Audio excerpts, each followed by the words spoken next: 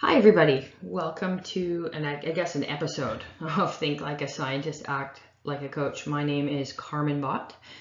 I am a strength and conditioning specialist in Vancouver, BC, Canada, and also a faculty member in the kinesiology department at Langara College, where I teach full-time. I'm also a term lecturer for Simon Fraser University, and today I have been tasked by my followers to update you a little bit on respiratory physiology. But before we get there, I'm just going to begin a bit of an introduction into what is exercise phys or exercise physiology for those of you that may need a refresher. It is a basic science, but it's also an applied science that explains the body's response to exercise and adaptation to exercise training. Now you probably can see why I really enjoy this topic because really my whole professional life does revolve around exercise and trying to maximize human physical potential. The clients that I work with are high performers. I mainly specialize now with wrestlers. I work with Wrestling Canada's top athletes on the west coast of Canada, but other sports like rugby and football are also very close to my heart, and I do work with those athletes as well. So exercise phys essentially is a subdiscipline that basically puts mechanism into the arsenal as a coach. So what kind of inspired this talk was that there's a lot of noise obviously on the internet in a lot of different topics, and in any topic or any debate, context and strategy need to be at the forefront, and I'm just not seeing that. And I've started to kind of talk a little bit more openly about that. And I do it because, you know, I'm really an advocate for the future of this industry. And it's not that I'm on my way out, but I'm certainly not getting any younger. And I want to be able to empower some of the students that I teach that you know, are interested in getting involved and getting into coaching, and to make sure that what they're doing is mechanistically plausible, and that they're clear on what it is their performance question is, and that they ask the right question for the right context. And essentially, when we have context and we have strategy, this is going to, you know, guide the approach that we use as a practitioner. So that's sort of my segue into the talk today. I also have some key terms that I use really in all my lectures, is that we need to differentiate between like what is an exercise stimulus, or, you know, like kind of a WOD, I suppose, and what's training, right? And what's the consistent chronic progression. And I do see a lot of like interventions, I guess I'll call them, on the internet about breathing. You know, let's try this breathing intervention and this is what it does. Okay, maybe for that particular exercise it created some effect, and maybe it didn't, but that's what you think it did.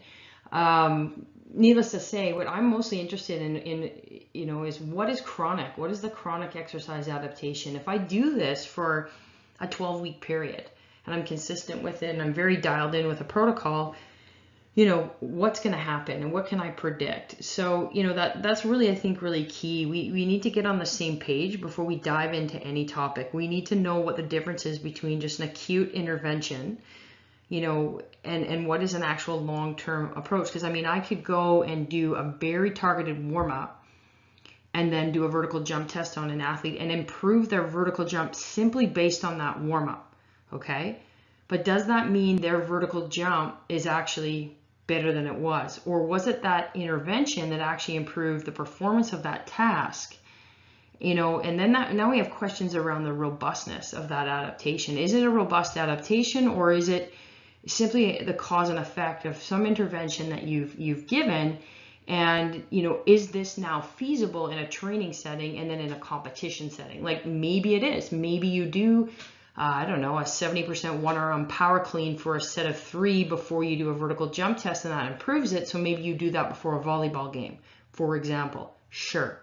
Okay, so what I want to see when I see things on the internet is, all right, give me something robust that I can use over the long term that's feasible, and be clear on your performance, you know, question. So a trained state doesn't mean a peaked state either, and that's important. And it's important to kind of know whether or not the changes we're making in the body are morphological and structural, okay, or they're more neural, okay? So we need to be able to differentiate between that, or maybe they're both, but we need to be able to kind of understand the differences between those two. So let's dive in. The respiratory system, when I teach this, it can be quite complicated for the kids to understand. So today I'm not going into the full respiratory system, I promise you. It would take me, to be honest, it takes me about 8 hours to get through it in a second year exercise physiology course, including some lab work. So, you're going to get about a 40-minute presentation right now, and the real nuts and bolts of sort of the applied side of breathing and ventilation and what happens with different strategies of breathing. So when we look at respiration and we look at breathing, we're actually talking about something called pulmonary ventilation. We're not talking about gas exchange at the lungs, and we're not talking about gas exchange at the tissues. We're not talking really about metabolism directly. Obviously, breathing is the segue, and getting air into the body is the segue to external, internal, and cellular respiration. So of course, everything does function as a whole unit. But for the purposes of today's talk, I'm not going to go into a great amount of detail on the physiology of cellular respiration. So that I guess you could be happy with, because maybe that's a little bit boring. Okay, so let's just do a bit of definition work here so you guys know, what I'm talking about. We're all on the same page. So pulmonary ventilation is a fancy word for breathing. It's when air moves in and out of the lungs in a particular time frame. And just like heart rate, we can actually quantify breathing and in terms of a rate. Okay, so the number of breaths that we're taking per minute. We can also quantify breathing in terms of volume, so the amount of air we are exchanging per breath. And it's very similar to the heart. If you look at stroke volume, the amount of blood that we can pump out per beat, as well as the number of beats that the heart is undergoing per minute. Those two variables make up something called our cardiac output. And so respiratory physiology follows a similar sort of thought process, if you will, when we look at breaths per minute and the volume or the amount of breath or air we are exchanging per minute. And as you probably know, air contains three gases: oxygen, carbon dioxide, and nitrogen, within different percentages. So if we stuck all those three gases in a jar and we measured the amount of pressure sort of against the walls of that jar, that would actually be an expression of a partial pressure. Okay, so oxygen has a different partial pressure of gas than carbon dioxide does, than nitrogen does. And it's also related then to the concentration of that gas. So we can actually impact concentrations of gases through exercise and different ventilation strategies. And I think, to be perfectly honest, that's what is not being discussed on social media, because I'm not sure if it's because they think people aren't interested, or perhaps they don't have a sound mechanistic understanding of what is actually going on. And in my opinion, if you're going to prescribe a protocol or a strategy, you should know, have at least a basic understanding of this. So, and if you're maybe rusty, right? We all get rusty. I get rusty on stuff if I don't review it. Just come back to this lecture and listen to it again and go, okay, I'm a little bit more dialed in on this topic. So really the goal with breathing is to maintain the partial pressures of gases in blood and the lungs. That's what PP stands for. So we have kind of these ideal concentrations of carbon dioxide and oxygen in our lungs and in our bloodstream at any sort of given time. And that depends too on obviously whether or not we are at rest or whether or not we are exercising.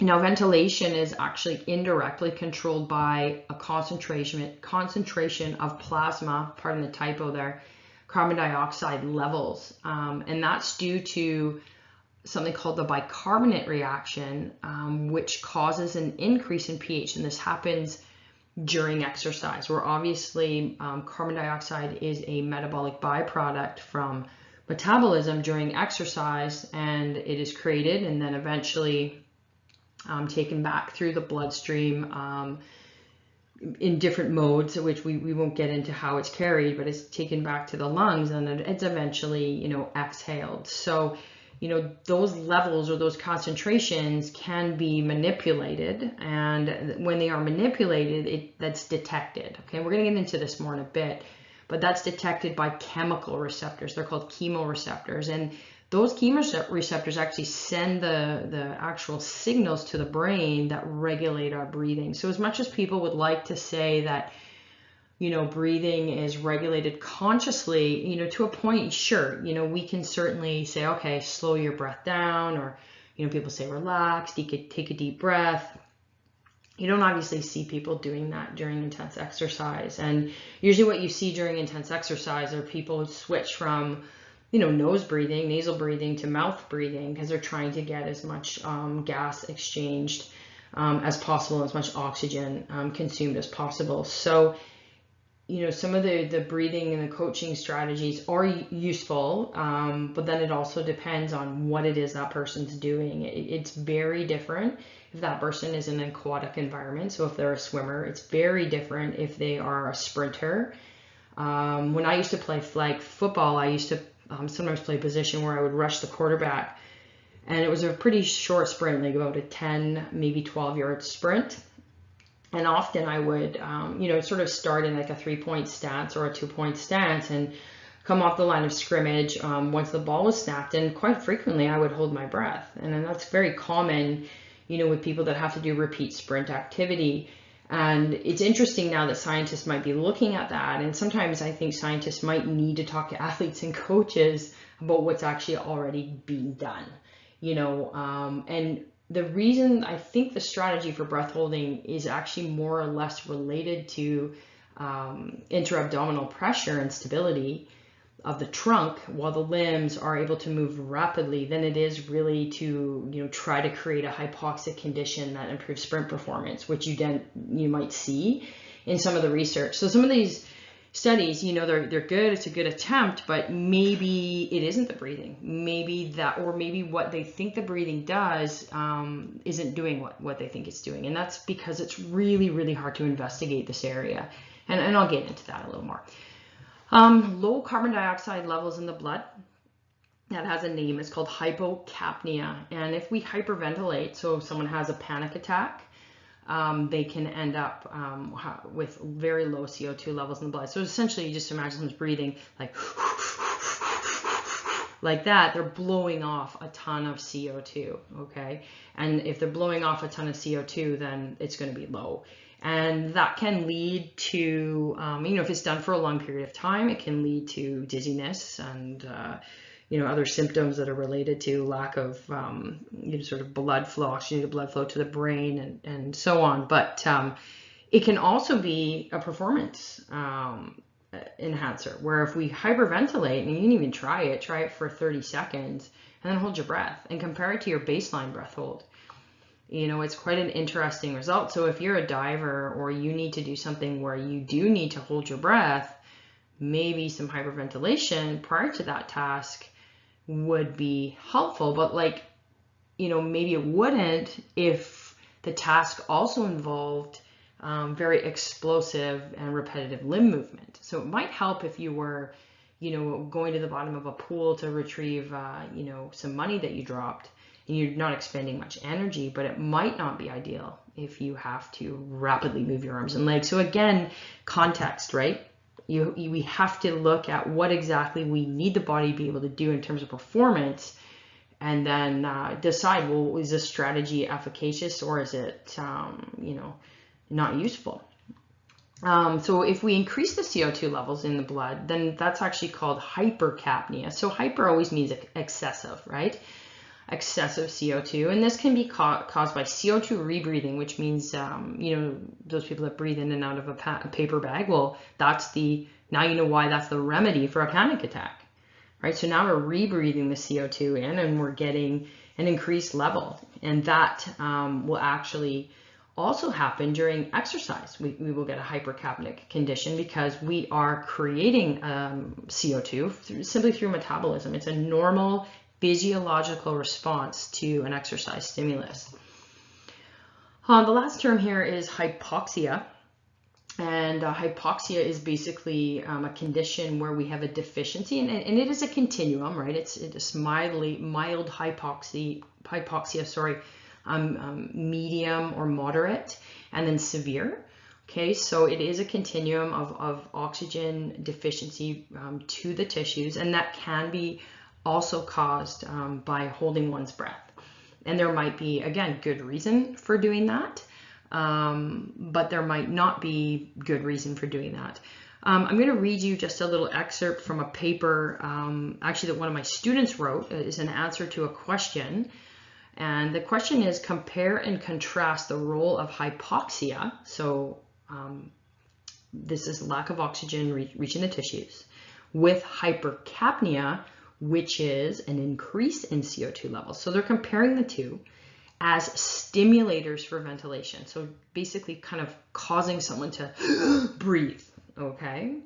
So hypercapnia causes a higher increase in minute ventilation and sympathetic nerve activity than hypoxia, okay? So minute ventilation is just the number of breaths you're taking per minute, okay? So just it increases, hypercapnia increases the drive to breathe at a greater rate than hypoxia does, okay? In addition, for the same increase in breathing rate or minute ventilation, hypercapnia still caused a larger increase in sympathetic nerve activity than hypoxia.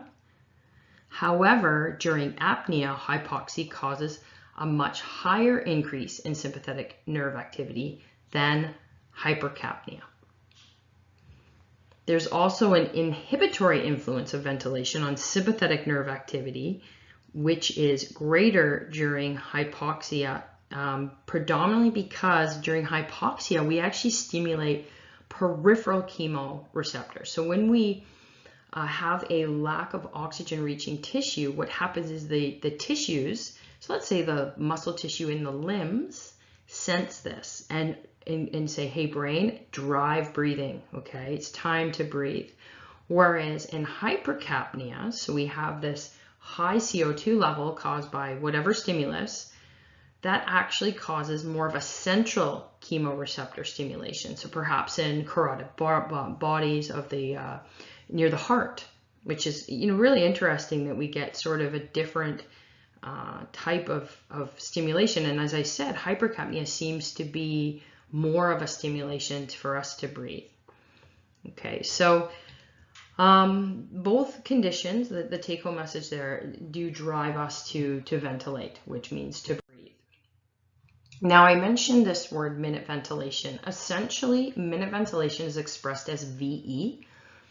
And if we look at the variable of tidal volume, which is the volume of air moved per breath, and we do that per minute, then we end up with minute ventilation. So it's our tidal volume times the frequency. And typically most people at rest ventilate about 12 times per minute. I usually do a resting respiratory test with my athletes just to get an idea of where they're at rest. It can give me a tiny bit of information in terms of their recovery state, but it's transient. It can change day to day. So it's just similar to resting heart rate. It can be influenced by lots of things. So I would encourage you to do that several times over a few weeks, to get some baseline data. Now, tidal volume is greater in endurance athletes. So basically people that are more trained breathe with greater depth. Okay, that seems pretty normal and pretty logistical, right? Or pretty, I guess common sense is what I'm looking for. So a couple of key notes is that things like posture can affect our tidal volume. So if you sit and you really slouch over as you're listening to this, and you give your body the worst posture ever, you look like Mr. Burns off The Simpsons, and you round your shoulders in, you try to take a deep breath. It's more difficult to do that. So there might be some relationship between, rib cage position and, posture, but let's not go too crazy. I think we don't need things to be, perfectly centered and aligned for people to breathe well. It's really important to keep in mind too that when we're exercising, we do ventilate into the upper portion of the lungs. That's called apical breathing. We have to. That's how we fill up our entire lungs with air.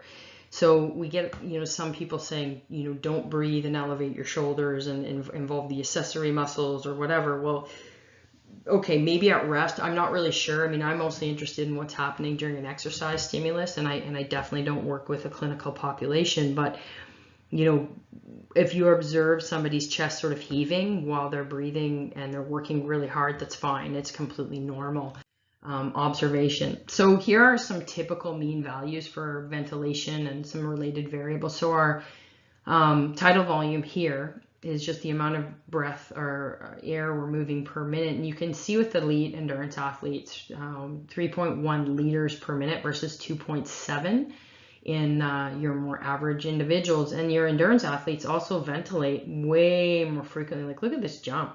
So they're ventilating more air and they're breathing, maybe 60 times per minute. And people might think, oh my gosh, this is, hyperventilation. This isn't good performance. What's really important is that's why we look at the literature and we go, okay, for elite endurance athletes, it might be completely normal to breathe that frequently. Ideal frequency of breath when we're out running is around, sort of 40 to 50 breaths per minute, just to give you guys a little bit of extra data. With endurance athletes, they do have higher tidal volumes, as I mentioned, and then sometimes too much frequency. So there is, a kind of a baseline or a ceiling where maybe breathing too frequently is an actual clinical indication of something called respiratory muscle fatigue, where literally the heart is almost stronger than the lungs or stronger than our breathing. We're pumping out so much blood, our muscles are doing so much work that we just can't seem to breathe fast enough to get sort of that job done, and that the muscles responsible to allow us to breathe at high intensities, like the diaphragm, like the intercostals, some obliques, SCMs, scalenes, they all get tired. They end up acidic like other muscles would when we're doing heavy work. So when we get this fatigue, it actually reduces blood flow to the limbs, and it ends up with limb fatigue essentially, and that's actually called the metabol reflex, which is studied quite extensively at the University of British Columbia here in Vancouver, where I did my graduate work. We have one of the best respiratory physiology labs in the world. So again, if you're really interested in this, these people there know a hell of a lot more than I do about this area. Okay, let's move on. Frequency and depth of breathing. So typically the pattern when we're exercising is we start exercising, and let's imagine we're doing aerobic or let's call it endurance exercise. The first thing we're going to do is start breathing a little deeper, and then our breathing rate starts to go up. Okay, sort of the secondary point. And breathing does play a big role in adaptation to exercise. It also helps us recover from exercise, and we can certainly take athletes into a lab and measure lung capacities and volumes, and we use something called spirometry equipment to do that. But we typically don't look at lung volume and capacities, because it's not usually the biggest limiter in an athlete's performance when we're looking at sort of key performance indicators, unless there's something kind of going on that might sort of suggest that we need to investigate a little bit further. All right, so let's talk a little bit now about the sensory function side of breathing. So breathing is essentially driven by the metabolic state of the body, okay? And we have a sensory function in that the respiratory muscles contain proprioceptors that, work alongside with input from the skeletal muscles that are being involved in the activity that enables an individual to modulate the intensity of their work and stop the work or reduce the load if it's beyond the point that the conditioning level of the participant can sort of achieve. When we do a maximal graded exercise test, like a VO2 test, it's really interesting, and we can see that respiratory discomfort usually correlates with a maximum heart rate. So the two systems of the body, the cardiovascular system and the respiratory system, are so closely linked that you can't really talk about one without really talking about the other. Okay.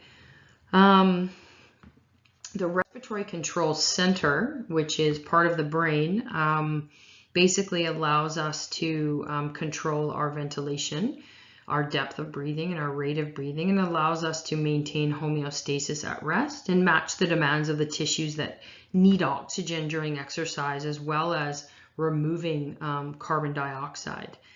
And essentially the needs of ventilatory needs are met by an involuntary regulation. So that's done in the medulla oblongata of the brain and the pons, and they serve as a pacemaker, generating sort of a rhythmical breathing pattern. And the rate of breathing and the depth of breathing is then further modified, okay, by higher brain centers, chemical receptors, as I mentioned earlier, in the medulla, and other peripheral inputs, so through the muscle and the periphery. So monitoring partial pressures of oxygen, the partial pressure of carbon dioxide, so those are the concentrations of those gases, and hydrogen ions in the blood and cerebrospinal fluid actually send the information to the brain to create the breathing state that we're sort of in when we're exercising. So when we exercise, we decrease the partial pressure of oxygen and we end up increasing the partial pressure of carbon dioxide and also increase hydrogen ion concentration. And because we do those three things, we have an increase in pulmonary ventilation. So breathing increases during exercise. And now you know a little bit more about the mechanism or the physiology behind that. Let's look a little closer at the central chemoreceptors that are in the medulla. And as I said, they sense some chemical change. Okay, they sense chemical change. So they are separate from the actual respiratory control center of the brain, and they respond to changes in the CSF. That stands for cerebral spinal fluid, especially the hydrogen ion concentrations or any change in pH. And changes in the hydrogen are actually are the cause of increased ventilation. Whoops, sorry about that. Now the peripheral chemoreceptors, as I mentioned, I think earlier, so let me check my notes here. Yeah.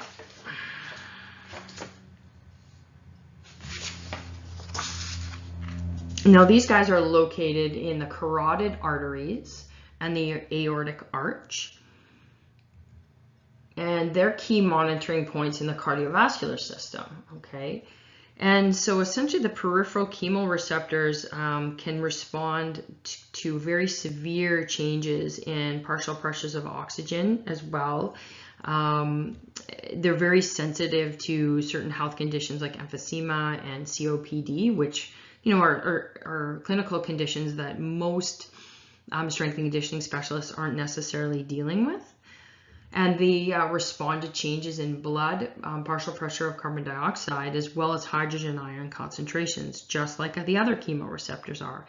We also have other neural input from stretch receptors in the lungs and the respiratory muscles. So you can see that there's quite a bit of feedback to the brain from the body to drive respiration. And so the common theme here is blood, partial pressure of carbon dioxide, and pH change, or hydrogen ion concentration, which essentially means the same thing. So that kind of concludes, that little section on what's causing us to ventilate and what's causing and creating the necessary conditions to be breathing and to be blowing off CO2 and maintaining the partial pressures of gas. When we're exercising, and we're exercising at higher intensity, so roughly greater than 50 to 60% of one's VO2 max, it says that phases 1 to 3 have been surpassed. Basically, we're not at steady state. I deleted the picture of that just because for brevity's sake, but essentially what happens is there's disproportionate ventilation to actual exercise intensity. And the reason why breathing starts to become labored or disproportionate is because of an increased acidity or of that decreased pH. So we're working, above a threshold, and that stimulates the peripheral chemoreceptors that I just talked about, that further increases ventilation, and that allows the body to exhale excess CO2. So trying to purposefully slow down your breathing when the work that you're doing is quite challenging might not be a very good strategy now that you know a little bit more about the physiology. I recently watched a video of an individual who suggested that maybe in between rounds, I don't know if it was boxing or fighting or what it was, I can't remember, that maybe we should concentrate on slowing down our breathing, but maybe there's a reason why we are breathing more frequently, and maybe it is to rid the body of excess CO2, and I mean the key word is excess, because we are trying to get back to a baseline where we have an ideal partial pressure of carbon dioxide, we have an ideal acid-base balance. We also have to be aware that increases in ventilation can also be due to norepinephrine. So again, if you're in a combat situation, a fight or a wrestling match, there's going to be heightened levels of fight or flight hormones like norepinephrine or neural hormones. So we need to be aware that those are going to also create this increase in ventilation, as well as a possible increase in core body temperature and when it's hot outside, which will also increase ventilation. So these things just need to be kind of considered, rather than intervening and saying like, let's try something else. Maybe there's a physiological reason why we are doing what we're doing. And here's another interesting fact. Let's say you are working with a boxer and they're using muscles of the shoulder girdle to do a lot of work. Well, the respiratory muscles that are also used to stabilize the shoulder, they are also used to stabilize the shoulder girdle. So you almost have this double fatigue. So ventilation during intense work involving the arms is actually more energetically demanding than during leg work, with all other things being equal. So it's just another item to consider as a coach or a sports scientist.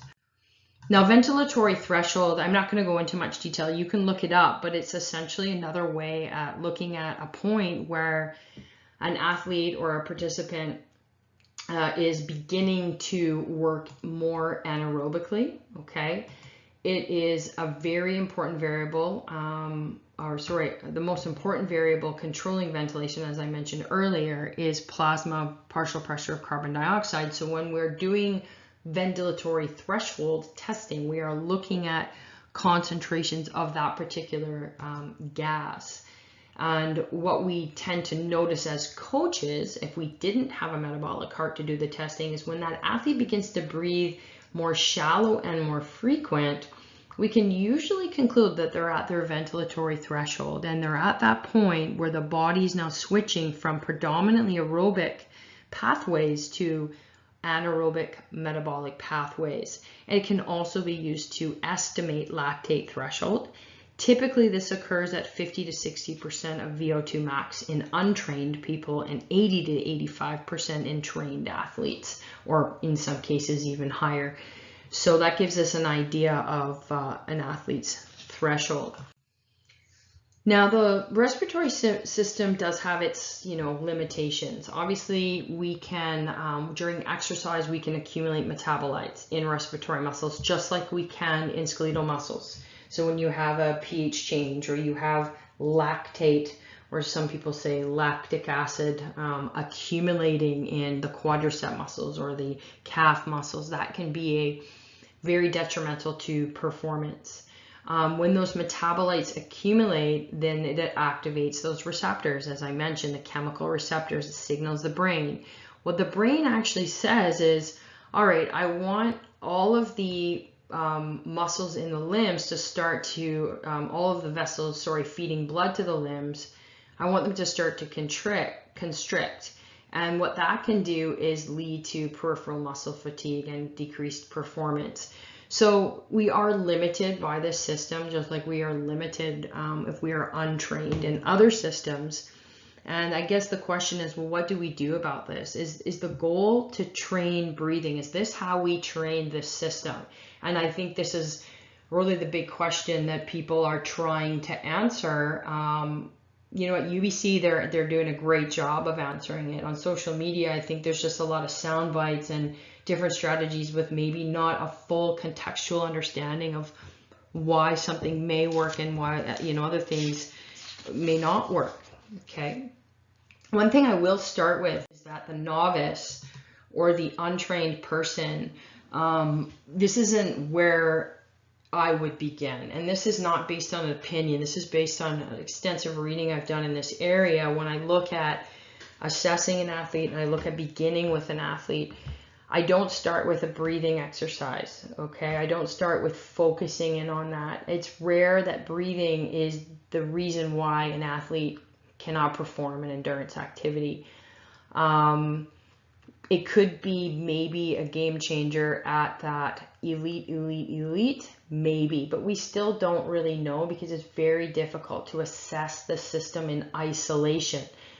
So we need to take things, you know, with a grain of salt, if you will. So for the novice, the untrained, it's rare that breathing is the bottleneck.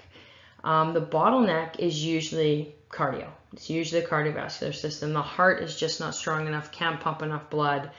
Muscles can't use the blood itself. You know, so we have deficiencies in the vascular system. We have deficiencies in the actual pump. You know, so I said earlier, you know, we can address breathing, but I wouldn't recommend that we do it in isolation. Okay, so we would do it in combination with maybe an aerobic or, you know, an interval-based sound interval-based training program to build that cardiovascular system. So as a general preparation phase goal, then, you know, if we're working with beginners, you might want to suggest that they breathe deeply and rhythmically during repetitive movement drills, intensely exhaling, exaggerating this at the beginning, just teaching them to blow off that CO2, which, you know, facilitates that drive to breathe. So essentially, you can do that. You can also focus on inhaling longer than exhaling. So you can, you know, kind of provide a count if you want. At first, this can actually be quite hard. It's called fractional breathing. As respiratory frequency increases, which would happen if somebody is actually working out pretty hard, so does that speed of airflow, right? So some of us will find kind of a sweet spot with attention to this variable, and you can start with it being kind of voluntarily controlled, but, you know, if you practice this long enough, or your clients practice this long enough, it can become reflexive. So an example of fractional breathing would be to do 4 consecutive inspiratory efforts followed by an expiration, thereby prolonging and deepening the inspiration. And a researcher named Streltsov, he's Russian, states that the reason for prolonging inspiration is to ensure that the inspiratory period matches the time it takes for oxygen to attach to hemoglobin, which is approximately 0.8 seconds. So here we have some mechanistic physiology to add to your arsenal. So a longer inhalation will allow oxygen to bind to hemoglobin.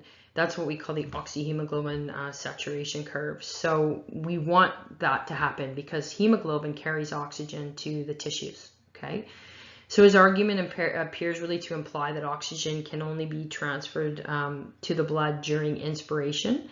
This is one researcher's hypothesis, okay, or a coach. He's a scientist. He's a very well-respected scientist, but, you know, we can give it a go and try. Have they done a massive amount of work in this area? I would say no. Okay, I would say no, but it certainly couldn't hurt if you did try that, okay? The coach did provide evidence that it works in 5 world-class athletes. So, you know, perhaps he's on to something. All right. Slow and steady breathing also seems to be a good cue during aerobic work, okay? And that could be even if you had football players doing tempo training. I have all my football guys at the university do tempo work for their conditioning. And, you know, I just sort of cue slow and steady breathing for that, because it's submaximal work. They're working anywhere between sort of 65 and 75% of their sort of their best time, okay? Or if you're doing aerobic work, and if you're doing aerobic work, you're probably doing either interval training or you're doing work, you know, below your threshold. The work's rhythm may also dictate breathing rhythm when exercise is familiar. So I know if I go out for a run, my breathing will often match my strides. And that's just because I've always ran. I've ran my whole, probably for 20, 25 years. I don't run really long distances, but I run, you know, sort of anywhere between 4 and 6K at a time. So there's that aspect. There's also, you know, if you do kettlebell work, sometimes if I'm doing long cycle, I'll match my breathing with the rhythm of the exercise, and you just sort of easily fall into sync with that. So you can do that if the exercise is familiar. As you've probably noticed when you're coaching, if something's unfamiliar to somebody, they will often hold their breath. So you may even just have to cue them, right? Cross-country skiers, for example, actually move faster when their movement and breathing are in sync. So there is some ammunition for your argument from Young's work in 1982. Now, for extensive aerobic work, optimal breathing might be nasal. So extensive meaning very low intensity, well below aerobic threshold. I had some athletes try this. I do this all the time. I think it's a great way to stimulate the trigeminal nerve and to really encourage athletes to use their aerobic work as recovery and circulatory work. It forces them usually to work at a lower pace, but it can feel very uncomfortable at first. So usually start with maybe the warm up and the cool down, doing nasal breathing, and then perhaps you know, extending that for the workout as they get used to that particular protocol. Essentially, the nasopulmonary and nasothoracic reflexes actually regulate the mechanism of breathing through sort of deepening the inhale. So we can you know, use those reflexes and the way that they work to allow us to deepen that. And I mentioned deepening the inhale on the previous slide, and that's triggered by the flow of the air, the pressure of the air in the nose, the quality of the air, and the impulses sort of from the nasal mucosa are transmitted by the trigeminal nerve to the breathing centers in the brain stem, and then generate a response that's transmitted to the bronchi and the intercostal muscles and the diaphragm. So you have quite a sort of an orchestra of involved musculature involved with this kind of breathing strategy. Now, it's going to be insufficient for intense work, so if that's the case, use a mouth breathing strategy.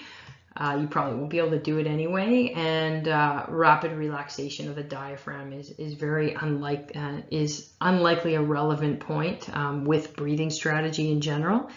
And focusing on exhaling will minimize dead space and rid the body of CO2. So if you are doing intense work and you want to recover a little bit quicker, say from an interval, and I'm not talking, you know, maybe a 5-second interval, I'm talking like a 2-minute interval or 3-minute interval of heavy aerobic power work where you have very high heart rates, you might want to use the and then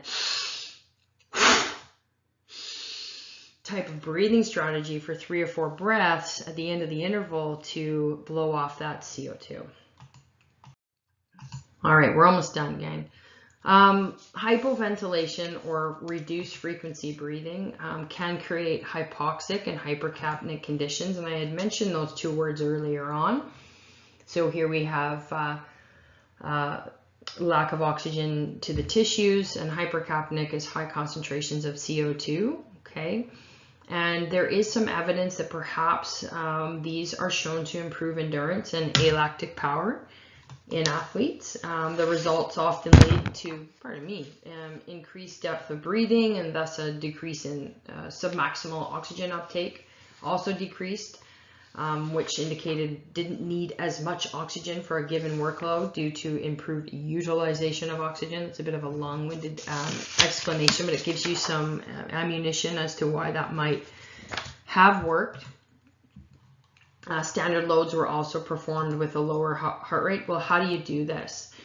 The suggestion is as follows, and as I mentioned, having a clear strategy is quite important. Inhale for 1 second, exhale for 1.5 seconds, so a little bit longer exhale, pause for 5 seconds. You can do this during endurance exercise that is interval based. And keep in mind that nasal breathing actually is considered a form of hypoxic training, but it would be considered probably a mild hypoxic training. All right, so the goals of breathing exercises should be to strengthen and improve endurance of respiratory muscles, improve lung volume, tie in conscious regulation of the autonomic system, but don't overthink it. And please don't make this your go-to card. Don't bother taking a certification in this area. Reach out to me. If I can't answer your questions, I will send you to somebody at the university that can. I really don't think we need to make this topic trendy like we have other topics. I'm not saying it's not important. Of course it is, but everything is. It's just another tool in your toolbox. It's another system of the body we need to look at. It's another quality that we need to investigate. The physiological effect, to sum up, of breathing exercises are as follows. If I do a longer inhalation, a sharp exhalation, or breath holding after inhalation, I can activate my sympathetic nervous system, increase my heart rate, increase my BP, dilate my bronchi and my bronchioles. If I do a prolonged exhalation or breath holding after exhalation, I activate my PNS, I slow my heart rate, I decrease my BP and constrict my bronchs. What do you notice about this? You probably notice the protocols are just ever so slightly different, but they're different. Activating your SNS and activating your PNS is like night and day, folks. So if you do a long inhalation, that's going to have a different effect than a longer exhalation. You need to keep these things in mind. I have certainly not given you all of the breathing exercises out there. There are other breathing exercises that and other strategies that I could have gone through, but then this presentation would have been even longer and more boring than it currently is. So that's where we'll start. As I continue to use Instagram as a medium to communicate with people, I'll continue to post things in this area, but I won't be posting things just in this area because there's lots of areas that I'm interested in, from strength and power training to cardiovascular to muscle endurance to speed, development. And we can't forget about all of those important facets of sport performance and even health. To finish up, I'll talk quickly about hyperventilation.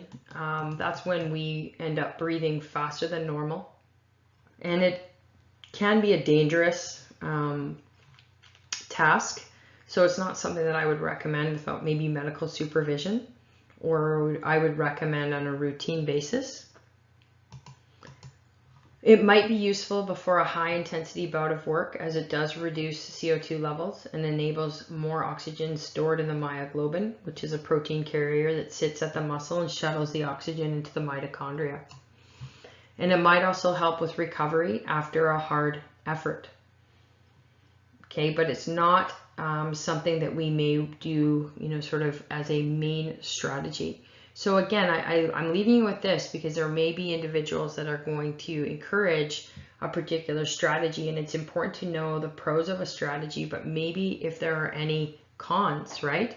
Ischemic damage to organs, irregular heartbeat, not necessarily a good thing. Now, thank you. I commend you for sitting through this today, as it is not an entertaining topic. I wish you the very best for your clients and your own training and development as coaches. If you want to reach out, you can reach me at humanmotion.com or carmen@humanmotion.com. I'm also on Instagram at coachbot. I would like to say thank you again, and hopefully I'll hear from you soon. Take care.